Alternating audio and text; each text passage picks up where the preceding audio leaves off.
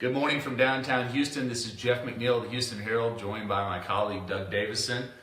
We are back. It's been like a month since we've done one of these things, and I think we set up the right way, Doug. We'll see. Yeah, I think we got it. Yeah. Well, you can be the judge of that. But we want to talk again this week about many of the great things that are in the newspaper. And first of all, we're going to start with the state champion in our school district, the Constitution Project team, and more specifically the journalism team of the Constitution Project, took the top honors in the state. And Doug, pretty impressive award and accolade for them to be the state champions in that profession. It is. It's the 12-team field with a lot of good teams involved, and they put a lot of work into it to become so good. A lot of them were veterans of several years of this, weren't they? Yes, and I can give a little insight to the team because I did work with them this year, as I have the past several years. Very talented team. We had a few obstacles to overcome this year because we had two students who were involved in FFA convention, and they couldn't be involved in the second week of the competition, and so we added two students. Summer Albright and Jacob Moss joined us for the second round. We advanced to state, and Jacob, who had been with us just a very short while, ended up winning a scholarship after only being with us for a few weeks. And so pretty impressive, and I can't take a lot of the credit for that, Doug, because it was just a lot of natural abilities that came forward with him. Sounds like he's in a good spot. Yeah, and he's just a sophomore, so we've got some underclassmen that were part of that team, but congratulations, journalism team, Leah Audie, Vanessa Kirkwood, Shelby Vassar, Jacob Moss, Summer Albright, and Janessa Foster. So congratulations, guys. Very proud of you all. Another thing I can say about Janessa, Doug, she competed the second round. So not only were we down two students, but she competed the second round the day after having her wisdom teeth cut out. I remember you mentioning she wasn't even released to be in school yet, but yes, she came and competed. So I was awfully proud of those students, and they earned it. And so congratulations, guys. So you can read about that accolade in the newspaper this week. And also another thing, Doug, that you wrote about is a gentleman who owns a company who gets wood from old structures. So tell me more specifically about that. His name is Joseph Neal. He calls his business the Barn Savers, but he's really about more than just barns. He'll dismantle any old structure that has usable wood, and then he sells the wood to people who repurpose it into new products. He's currently working out in the Success area on a grouping of very old buildings, several of them well over 100 years old.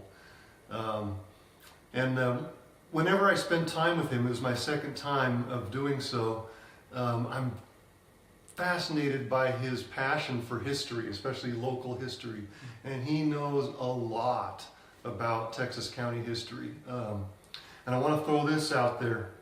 He's on a bit of a quest to find out the location of the James Milton Neal cabin or home, whether or not it's still standing. It's a distant relative of his, and he would love for anybody to contact him if they have information on that. And also, if people have old buildings or old structures, he's always willing to come and look at that and potentially take the wood, right? Yeah, you might think it's just a piece of junk falling down, but he'll see it as usable wood, that can be preserved and saved. The building is going to go away, whether it falls down or what have you, but at least the wood can be preserved. And what types of things have you seen that have been made from the wood that have come from these structures? Well, cabinets, tables, other items of furniture. Right now, his primary client is an Amish gentleman out in Seymour, and he buys a lot of the wood from Joe and just makes mostly cabinetry. And it's pretty neat because there's a story in the wood. Right.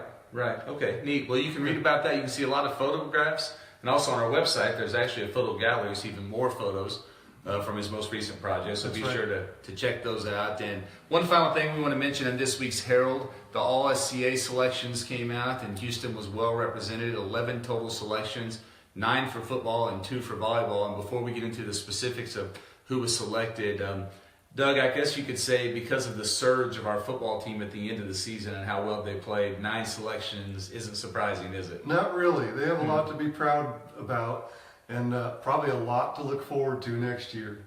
Many of those guys are back. Right, exactly. They had a great end of the season, won 3 games. So congratulations to all the selections. I want to specifically talk about the first team selections. Dalton James made it on the first team offensive line. Michael Clayton made it on first team defensive line. And then also Peyton Dixon was a first team defensive back selection in football. So congratulations to that trio. And then in volleyball, Melody Busset was a first team selection. So congratulations to her. She actually led the district and the conference in digs. And so had a great season. She's a junior, so she'll be back. Peyton Dixon's a junior, so he'll be back. So lots of things to look forward to. So congratulations to those athletes and coaches. All the hard work they put in has obviously paid off. And Doug, I think that's going to be a wrap. Been a long time, but maybe not so bad. Well, like you said, they can be the judge of that. That's right. And one thing I didn't mention that I want to say now is this segment, as always, is brought to you by Rocket Digital. And so if you're a business owner, you want to get in touch with Rocket Digital, we'll have them linked below, but they can help you with anything from social media management to a website and everything in between. We're super excited about all that's happening with the creative director, Tanya Pacheco, and Rocket Digital. So check them out, give you a free consultation, and they can take care of all your needs. So on that note, we're going to sign off. Thanks for joining us. Thanks.